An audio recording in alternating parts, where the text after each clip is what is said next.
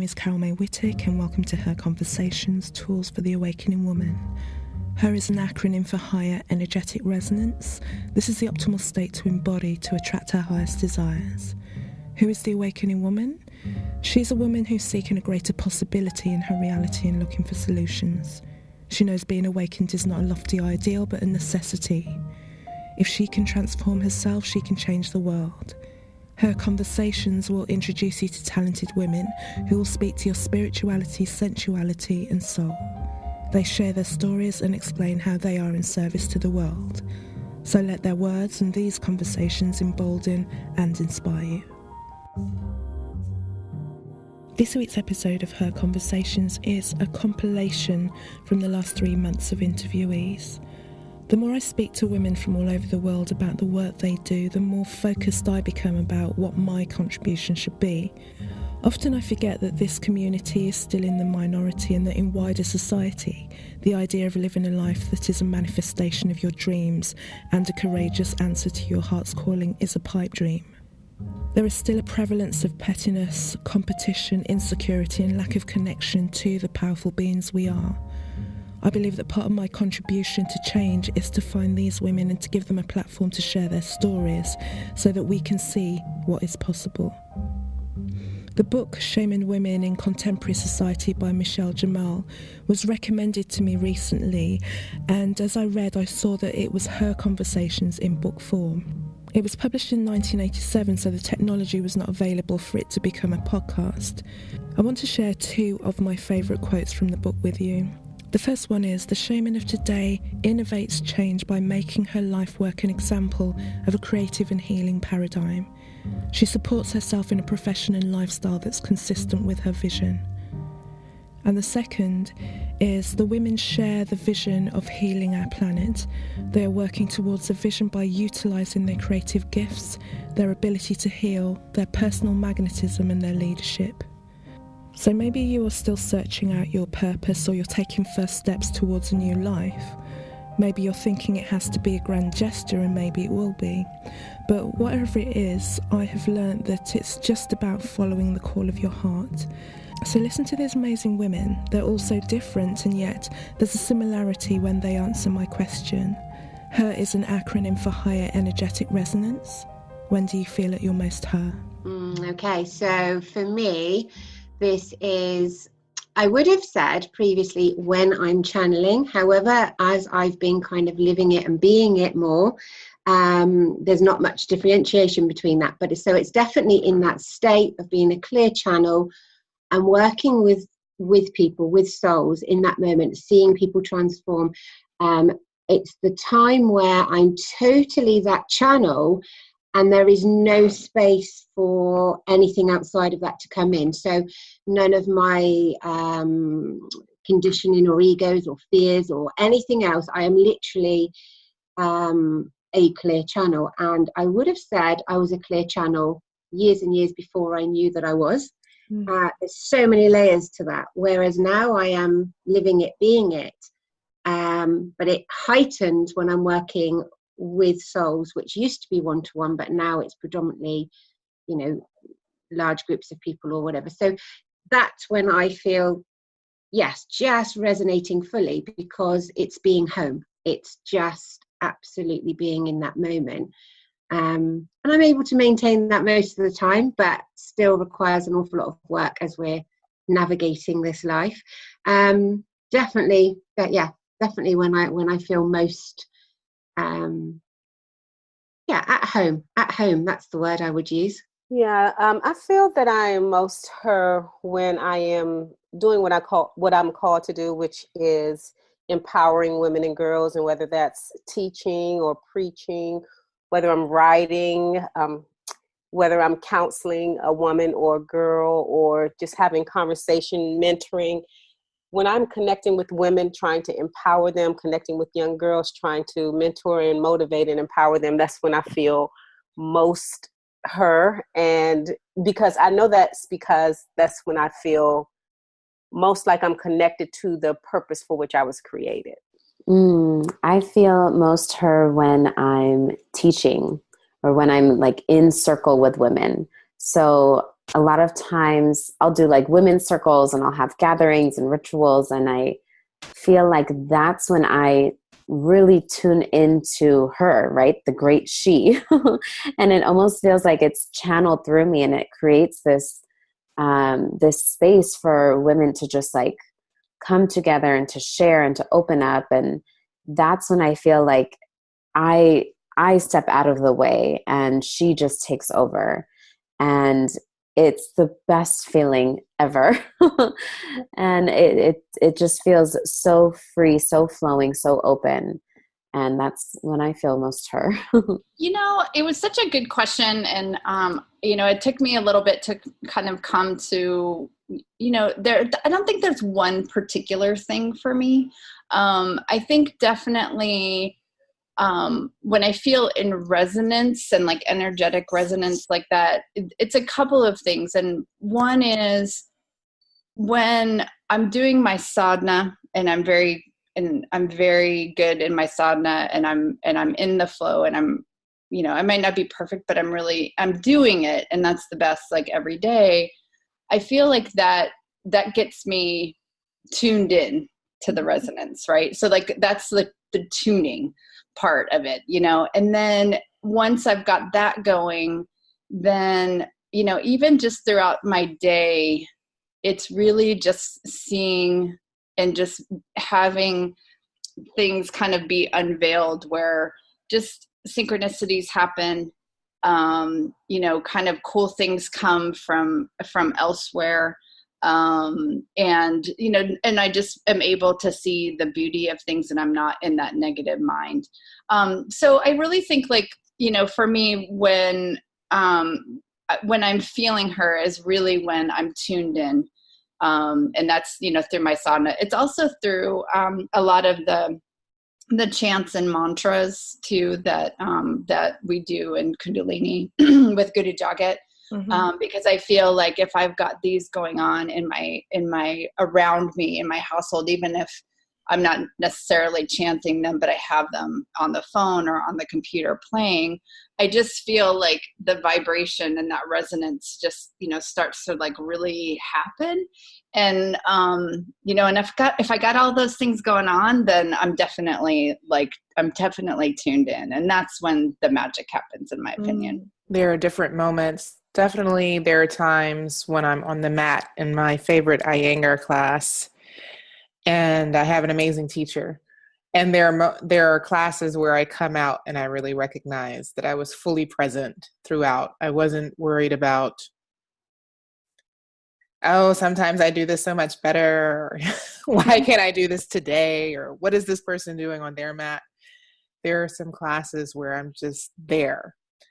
And then I think also I have those moments during meditation practice where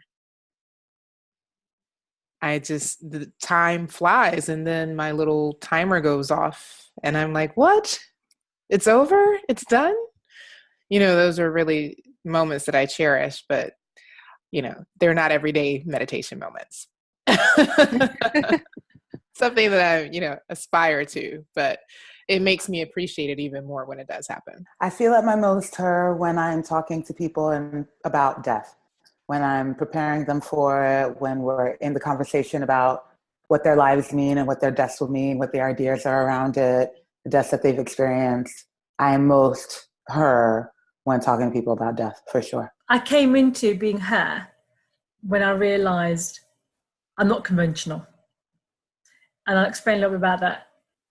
When I turned 40, there was a real massive understanding of myself, which is 4 years ago. And I just happened to then, just very soon afterwards, discovered shamanic work. And through that, I realized my own energetic resonance. And it was completely, there's a very old saying, when the student's ready, the master will appear. Mm-hmm. I just started very slowly getting into this kind of work by doing affirmations, reading things like Louise Hay. I'd been introduced to it. And then I started kind of getting sensations and feelings in my body. When I get to see things, I saw signs. And then I realized I've always had that kind of connection to something. thinking is outside myself again, because you're always kind of taught with organized religions, everything's outside yourself. But at the age of about 40 and turning 40, things just started happening slightly differently, actually quite differently. And then it was about 3 years ago, 3.5 years ago, when I started to discover shamanic work from somebody that I knew who invited me to go to a new class he was running, and I didn't know he was practicing shamanism. And it was literally from there that you understand your own energetic resonance.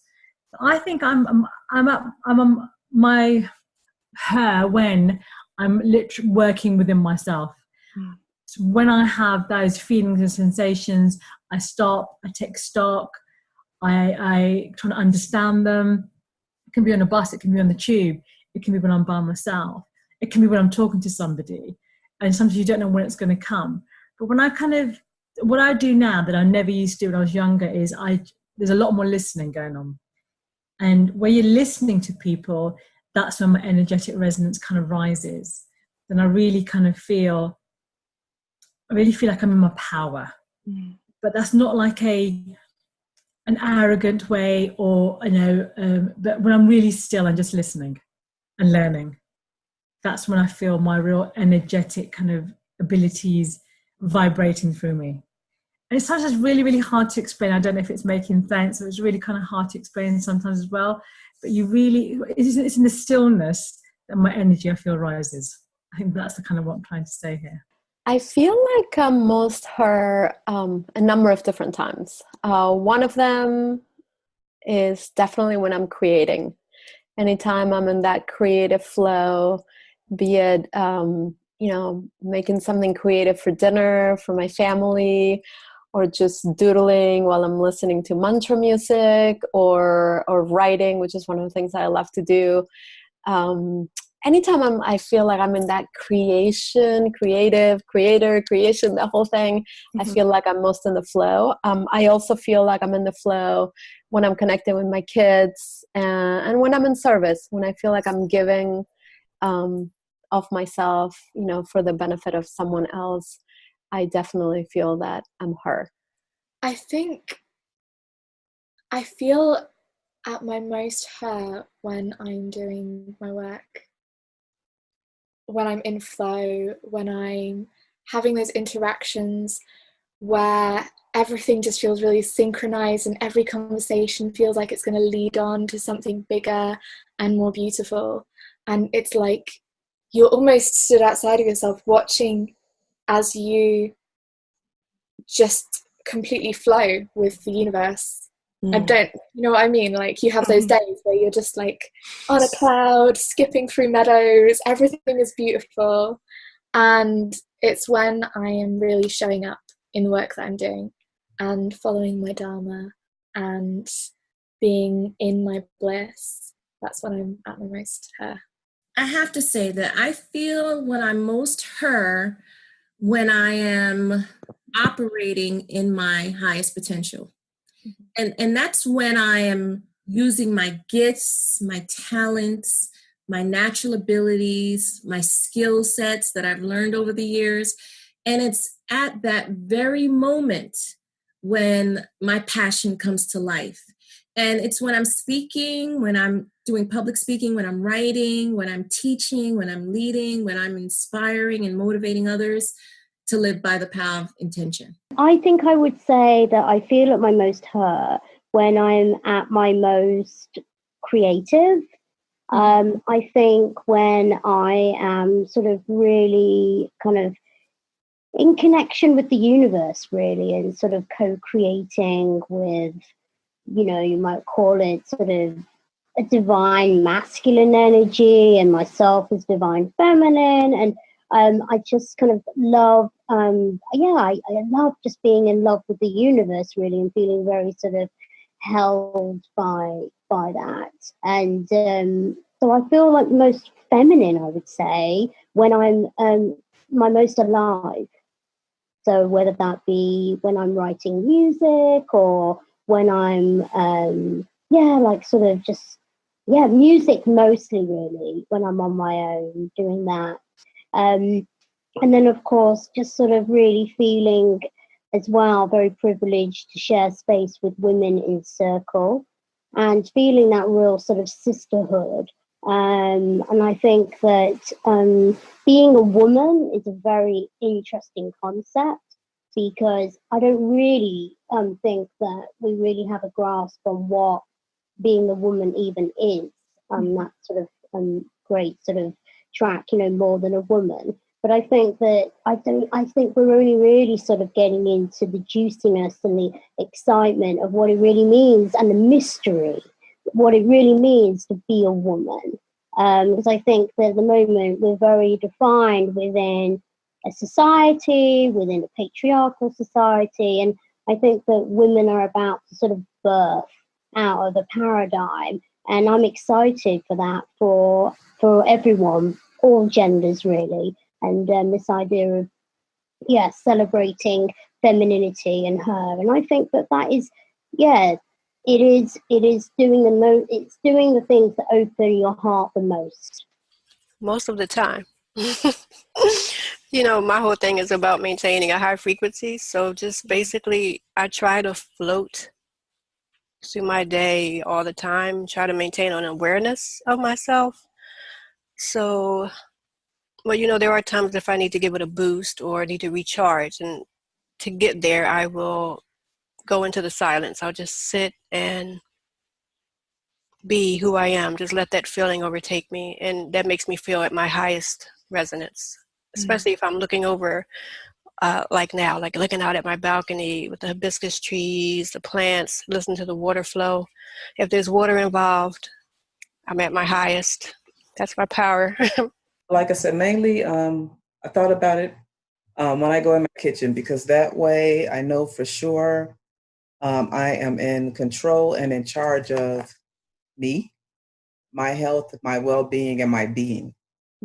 Another time I actually feel that, when I do yoga, but particularly when I do it outdoors. I love doing it outdoors because it's nothing like just being in nature and in that natural energy of nature. Oh, yeah. So this is one that I love. I love the question. I feel I'm most her when I'm honest and when I'm being vulnerable, actually. When I'm in that place that says, I'm not perfect, I'm flawed, this is who I am as a whole person, the good, the bad, the ugly.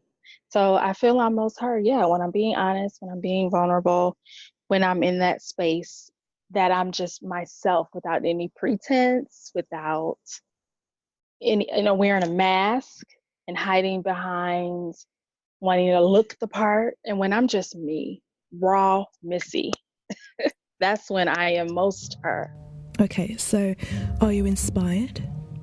We probably don't realise the impact we have upon each other, and it could be a trusted friend, a relative, teacher or stranger, but what they share in that moment can echo within us and shift our outlook and then change the course of our lives. So listen on as the women share the best piece of advice a woman has ever given them.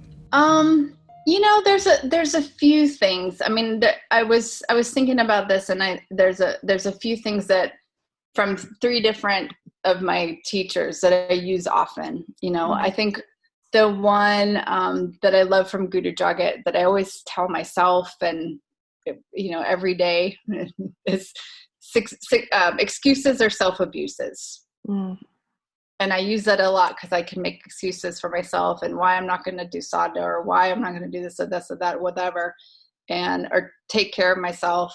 And then I always just repeat that mantra to myself, and it pulls me out. And then I'm on the path, and I'm on the right path.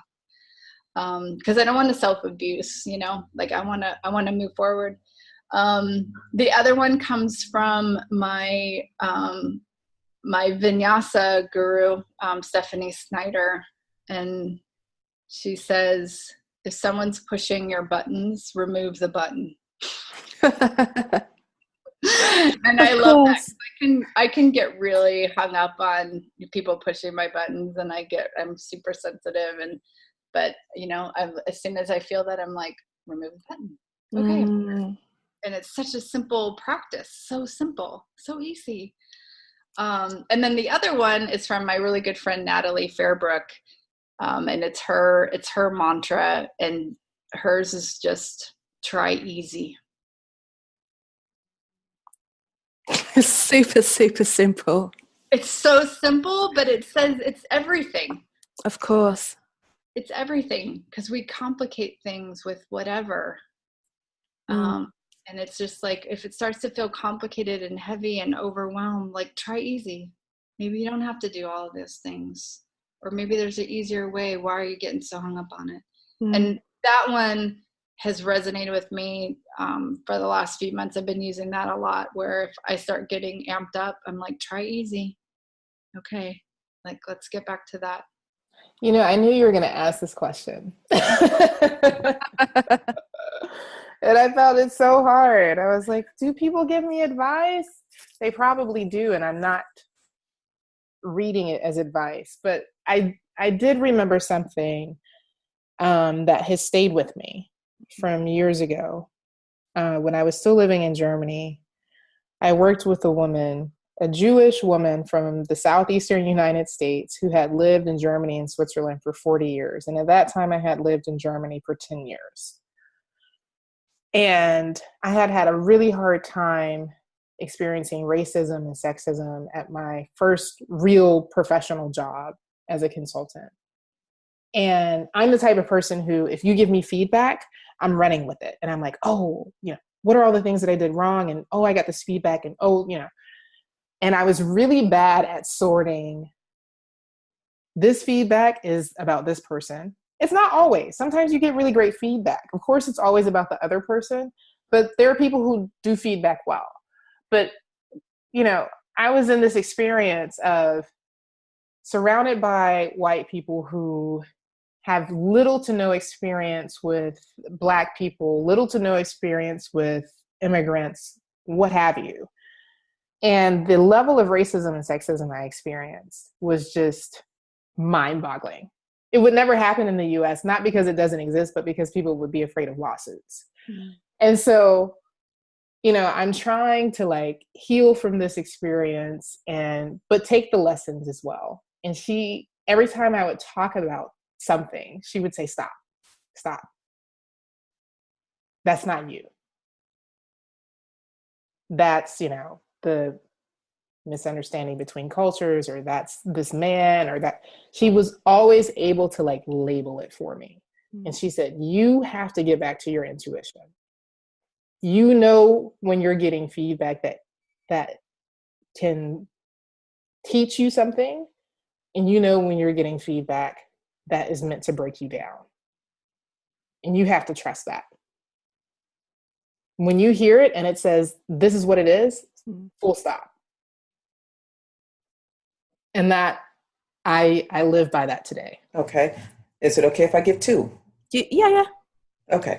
I think I've shared this one with you. There's one from, the pastor of the church. Well, she didn't call herself a pastor. She referred to herself as a teacher of the church that I belong to in Atlanta. One thing she would preach in sermons pretty much was you should not judge people because you never know what people are working through. Mm-hmm. I find that to be very true because, again, you start from yourself. And you think about what you're going through. It's like, you know what? It's enough for me to keep up with me. And, you just don't know what people are going through because, again, you look at surfaces. Somebody can look perfectly fine on the outside and just be in turmoil within. So just keep that, no judgments, whatever. Again, you don't know what people are going through. It's just best to let people work through whatever they're working through.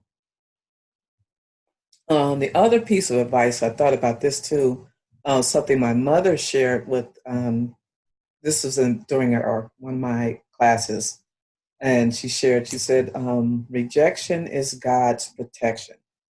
And you think about it, I said, that's a really good one, because I had to started thinking back of times where I might have gotten rejected for something, and at the time you don't see it, but then you think about something that happened beyond that. It's like, oh my God, I was being protected from that. So I can see where that makes a lot of sense. What comes to mind is actually, it's indirect. It's something my mother told me that someone told her. So my mom was in Paris back in the 60s, and the man she was with, her husband, was cheating on her. So she's there with him. She's alone other than him, and he's cheating on her. So she's pretty distraught, wants to come home, and she's scared about it. So somehow, somewhere, she bumps into Maya Angelou, who, I don't know where they were, but it was Maya Angelou. She told me later, I know who Maya Angelou is. Stop doubting me. So I said, okay. So she said Maya Angelou told her, well, okay, you're going to need to get on an airplane, go through an airport. Can you read the signs at the airport? And my mom says, yeah, of course. She said, well, then you can get home. You can get yourself home. You can read the signs. So I said, well, okay. And of course, reading the signs is crucial to me. As long as you can read the signs that are coming from your dreams, from your waking life, wherever guidance is coming from, as long as you can read that, you can get yourself home out of any situation, any bad situation, you can always get yourself home. So that's one of the most prominent ones in my life that I've held on to. There's a couple, actually. One was to say no. A very, very strong, lovely, amazing soul. She said, I remember her saying to me, she learned not until her 40s to say no.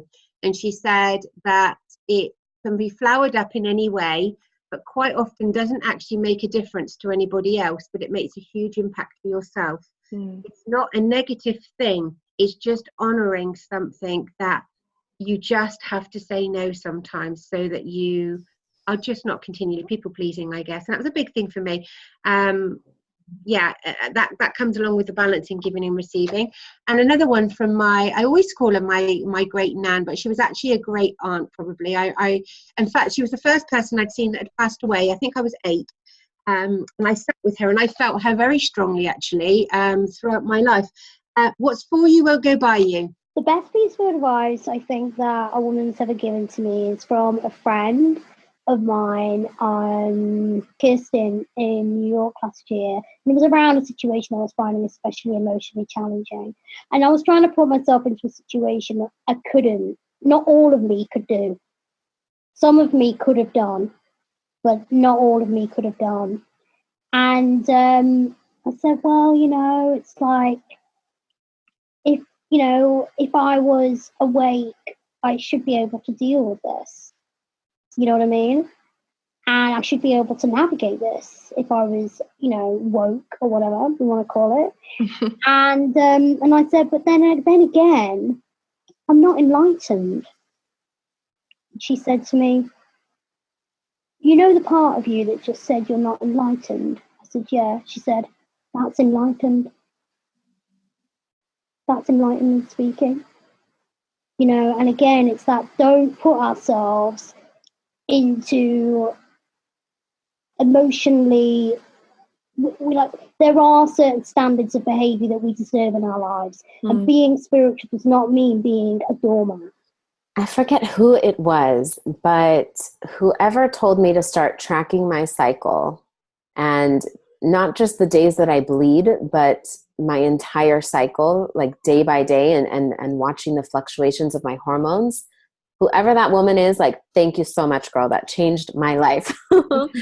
Tracking my cycle has been like the most life-changing thing, and learning how to work with it and not feel like I need to be showing up the same way every single day, right? And living very linear, because we're cyclical beings, as women and humans, right? But especially as women, that's like how we are programmed, is in cycles. And so that, hands down, best thing I have ever been told.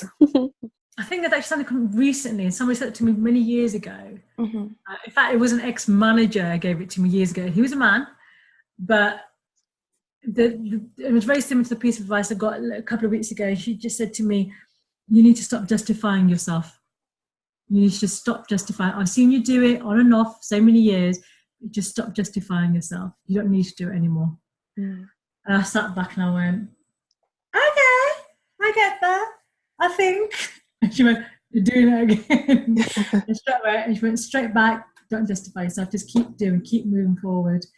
And the work that you need to do will find you, because you've changed so much in the last sort of 10 years, I've seen that growth, but not in an aggressive kind of a way, but just the shift in the way you do certain things. So that was lovely. And there was an ex-manager who said to me many years ago, if you don't blow your own trumpet, no one else is going to blow it for you.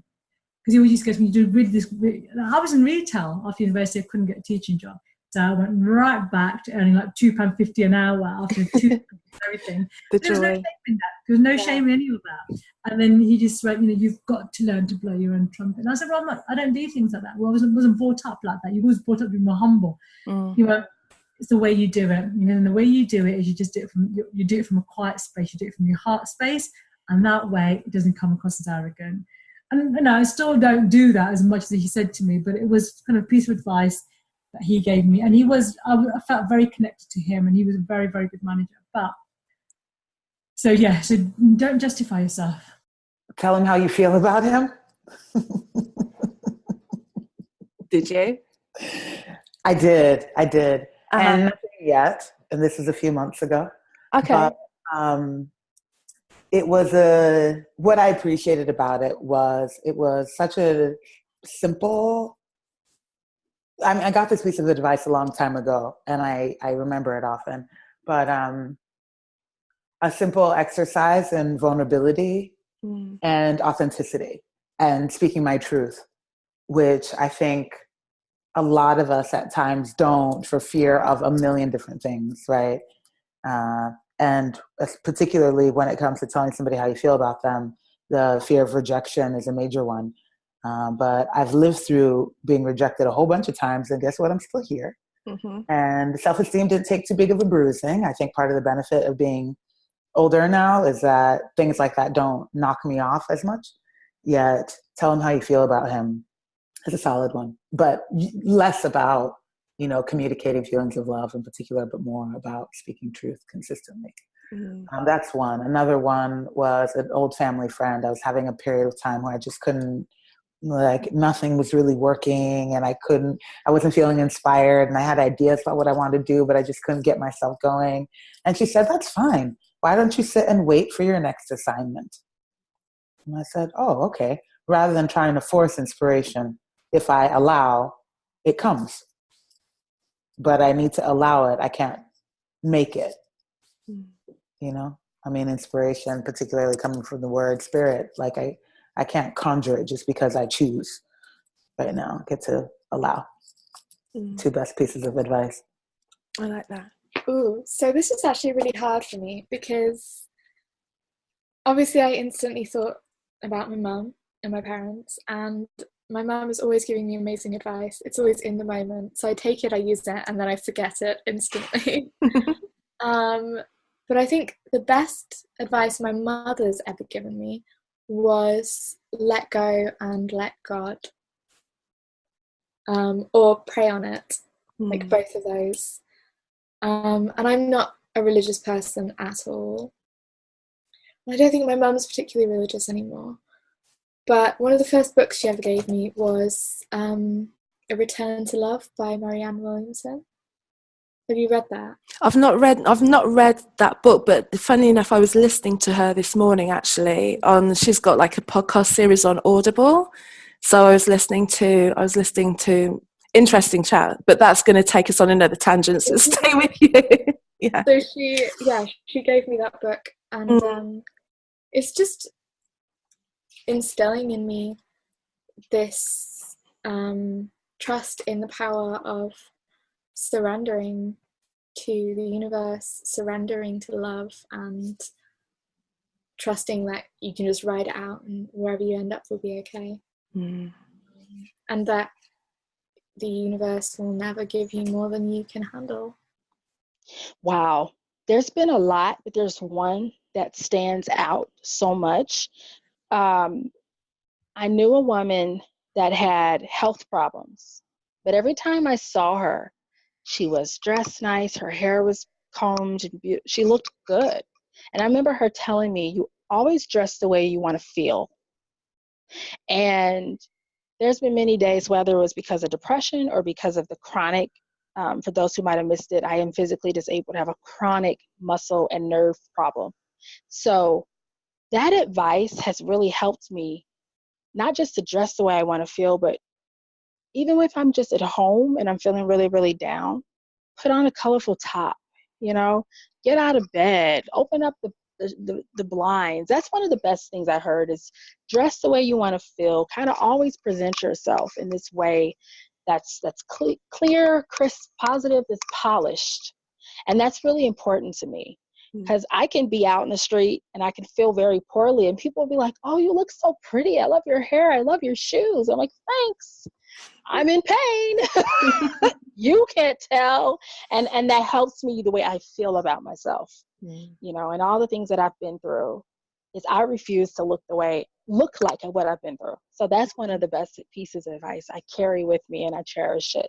I'm going to look the way I want to feel. I would have to say my mom, because my mom happens to be my role model. And she's always told me, be yourself, be who you are and love who you are and don't try to be anyone else because you can only be the person that God created you to be. And I'm so glad that she left me with that growing up because even though, we go through life and even as a teenager, a lot of young women out here today, especially with social media, they start to have doubts about their identity, and who they are. And the fact that I had my mom to instill that in me at a young age, even when times when I couldn't relate to it because of whatever I was going through, I was able to always go back to that. So my mom definitely is the person that really helped me to really focus on my strengths and not, focus too much on my weaknesses, but try to laser more in on my strengths. I've been given so much advice and I'm so grateful for all the advice that I guess the best advice came from my mother in ministry. I was fortunate to have a woman, when I was in seminary, I went to do an internship at a church that was not the church that I was a member of. And I ended up staying with this church and they became like family to me. And she would, and I was very sensitive, I still am, I cry at the drop of a hat, So she would always tell me that, I was okay. And to embrace myself, embrace my tears, embrace my sensitivity. And, I think that was very helpful to me because again, I was becoming this confident woman. I wasn't her, but I was becoming her.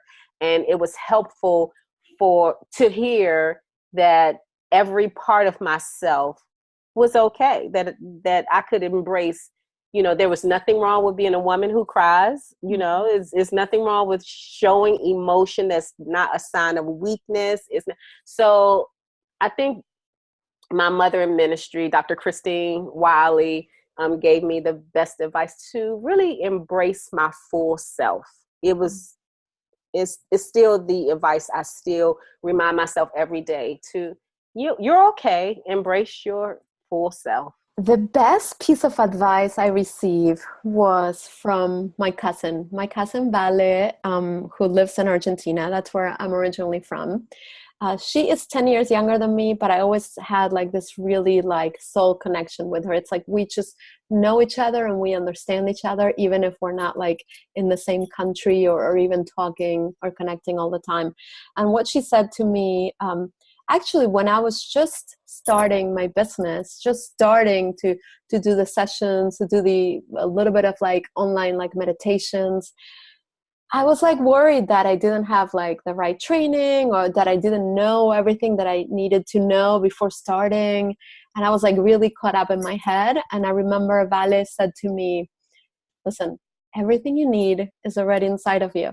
Everything you need, you have inside, like no outside certification or like knowledge of something is going to give you what you need. So as long as you connect with you, it's going to come out whether you're doing a session or you're doing a guided meditation or you're doing an online program.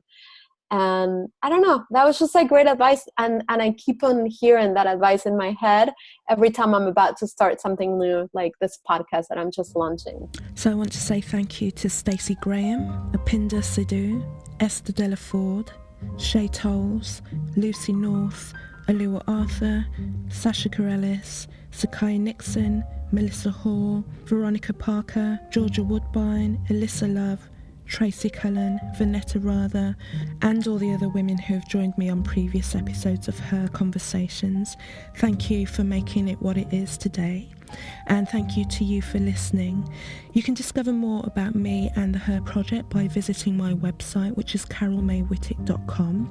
That's CarolMaewhittick, and you can find me under that name on Facebook as well. I'm also on Instagram and Twitter under Casmic, that's CAZMICK, so you can follow me there. If you like, share and subscribe, you can stay up to date with all the happenings and the developments with Her Conversations in the future. So until the next episode, thank you so much.